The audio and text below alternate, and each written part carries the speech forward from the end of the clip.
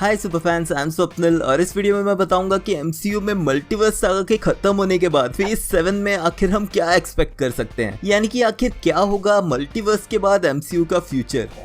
Marvel को MCU के first 3 phases यानी कि द इन्फिनिटी सागा के कंप्लीशन के लिए 11 साल का समय लगा है और फेज 4 से शुरू हुआ द मल्टीवर्स सागा धीरे धीरे शेप लेता जा रहा है। अब तक फेज 4 में कई न्यू कैरेक्टर्स को इंट्रोड्यूस किया जा चुका है और साथ ही प्रोजेक्ट्स जैसे कि doctor strange in the multiverse of madness और स्पाइडरमैन नो वे होम से मल्टीवर्स के कंसेप्ट्स भी क्लियर किए जा रहे हैं। इस साल के सैन डिएगो कॉमिक कॉन में मार्वल स्टूडियोज के प्रेसिडेंट केविन फाइगी ने फॉर्मली अनाउंस किया इस मल्टीवर्स सागा के नाम को और साथ ही कंप्लीटली अनाउंस कर दिए एमसीयू के फेज 5 के सभी प्रोजेक्ट्स और साथ ही एक छोटी सी हिंट मिली हमें फेज 6 के कुछ न्यू प्रोजेक्ट्स की, जहां पर मेनली सिर्फ 3 movies fantastic four, Avengers the Kang dynasty और फेज 6 के कंक्लूजन के रूप में अनाउंस की गई अवेंजर्स सीक्रेट वॉर्स मूवी जो रिलीज होगी 7 नवंबर 2025 को। लेकिन इंटरेस्टिंगली मार्वल ने रिसेंटली रिलीज किए 4 न्यू मूवी डेट्स जो बिलोंग करते हैं साल 2026 में, यानी कि ये चारों प्रोजेक्ट्स पार्ट होने वाले हैं एमसीयू के फेज 7 के। मार्वल की इस लिस्ट के हिसाब से 4 मूवीज हैं जो ऑलरेडी शेड्यूल हो चुकी है अवेंजर्स सीक्रेट वॉर्स के बाद, जिनमें से 13 फरवरी को फर्स्ट मूवी एमसीयू का फेज 7 शुरू करेगी और बाकी के तीनों प्रोजेक्ट्स भी ऑब्वियसली फेज 7 का ही पार्ट होने वाले हैं। और मोस्ट प्रॉब्ली इस मोमेंट पे आप भी शायद वही सोच रहे हैं जो ये वीडियो बनाते टाइम मैं सोच रहा था, यानी कि अभी तक एमसीयू का फेज 4 प्रॉपरली खत्म नहीं हुआ है और मार्वल ऑलरेडी फेज 7 की तैयारी क्यों कर रहा है। अब इसका भी एक इम्पोर्टेंट रीजन हो सकता है, लेकिन उसके बारे में थोड़ी देर में बात करूंगा।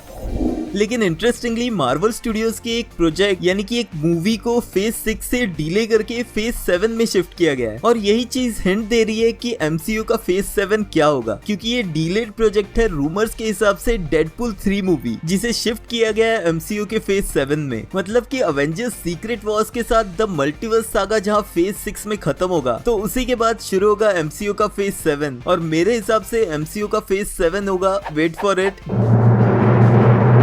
The mutant saga. मतलब ऑब्वियसली एमसीयू फेज 6 के बाद खत्म नहीं होने वाला है एंड मार्वल कॉमिक्स की अभी बहुत सारी अनटच्ड स्टोरी लाइन्स हैं जो फ्यूचर में एक्सप्लोर की जाने वाली हैं। लेकिन फेज 7 टोटली बिलोंग करने वाला है म्यूटेंट्स और एक्समैन को। ऑफ कोर्स ये बात बड़े टाइम से स्पेकुलेटेड थी कि एक्समैन और म्यूटेंट्स एमसीयू के फ्यूचर प्रोजेक्ट्स को टेक ओवर करने वाले हैं, बट फेज 4, 5 और 6 के नाम द मल्टीवर्स सागा और फिर केविन फाइगी के कंफर्मेशन से कि फेज 6 इस सागा का एंड होगा, हिंट इसी तरफ दी जा रही है कि अवेंजर्स सीक्रेट वॉर्स के बाद हमारा यूनिवर्स शायद फिर से एक सेक्रेट टाइमलाइन में बन जाए, यानी कि बेसिकली मल्टीवर्स के कंसेप्ट को टेम्पररी क्लोज कर दिया जाएगा, जिससे एमसीयू को मौका मिलेगा न्यू कैरेक्टर्स को एक्सप्लोर करने का। बाय द वे जिन पर एमसीयू की बहुत टाइम से नजर थी, जो है कॉमिक्स के most important characters mutants. And phase 7 के लिए म्यूटेंट्स से बेटर फिलहाल कोई और स्टोरी लाइन नहीं दिख रही है। मिस मार्वल से म्यूटेंट्स को ऑलरेडी इंट्रोड्यूस जरूर किया जा चुका है, बट अगर आप भी ये सोच रहे हैं कि अभी भी म्यूटेंट्स से रिलेटेड कोई भी प्रोजेक्ट एमसीयू क्यों अनाउंस नहीं कर रहा है, तो इसका एक बहुत इंपॉर्टेंट रीजन है और शायद यही वो रीजन है जिस वजह से एमसीयू फेज 7 में ही म्यूटेंट्स को लॉन्च करने वाला है।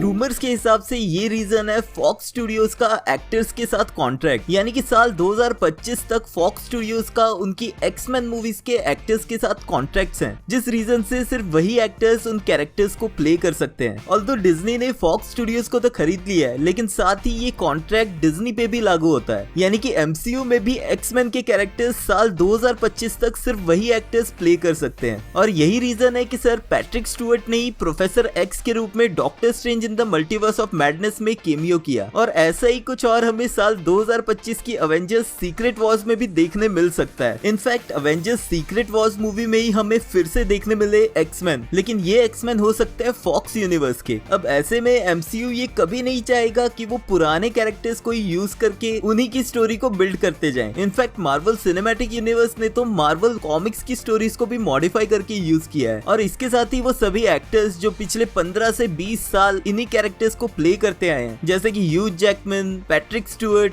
और इयन मैकेलन, वो भी नहीं चाहते कि इन कैरेक्टर्स को और प्ले करते रहे। हाँ ऑफ कोर्स केमियोस के रूप में वो किसी न किसी प्रोजेक्ट्स में दिख जरूर सकते हैं, लेकिन एमसीयू कुछ यंग और न्यू एक्टर्स के साथ इस द म्यूटेंट सागा को अपने तरीके से हैंडल करना चाहेगा और ऐसा ही कुछ दिखाया जा सकता है अवेंजर्स सीक्रेट वॉर्स में, जिसके क्लाइमैक्स में कुछ ऐसा इवेंट दिखाया जा सकता है जहां पर म्यूटेंट्स अर्थ 616 में रह जाएं, जो एमसीयू को मौका देगा फ्यूचर में उनकी सोलो मूवीज मूवीज और इवन डिज्नी प्लस प्रोजेक्ट्स निकालने का। लेकिन अगर बात करें साल 2026 की इन 4 मूवीज की डेट्स की, तो ऐसा जरूरी नहीं है कि ये चारों मूवीज एक्समैन से रिलेटेड ही हो। बहुत बड़ी पॉसिबिलिटी है कि इन मूवीज में शैंग-ची and the legend of 10 rings का सेकंड पार्ट हो, जिसका रूमर्ड नाम है शैंग-ची and the wreckage of time. इसके अलावा इटर्नल्स की एंडिंग अब तक की MCU मूवीज में सबसे वियर्ड हुई है, तो शायद एक मूवी इटर्नल्स का सीक्वल भी हो सकती है। But all in all mutants और एक्समैन ही होंगे जो MCU के फेज 7 की सागा का मेन पार्ट रहने वाले हैं। हाँ, अब ये कहना मुश्किल है कि ये कितने फेजेस को कवर करेंगे। मे बी फेज 7 से लेकर 10 तक चले, जहाँ फिर से सामना हो एक मेजर विलन का। आपके हिसाब से MCU के नेक्स्ट फेज का मेन विलन कौन हो सकता है? कमेंट्स में लिख के मुझे बताना। अगर फॉक्स स्टूडियोज के एक्समैन सीरीज की कंप्लीट टाइमलाइन समझनी है तो ये वाला वीडियो चेकआउट कर लेना। मिलते हैं नेक्स्ट वीडियो में।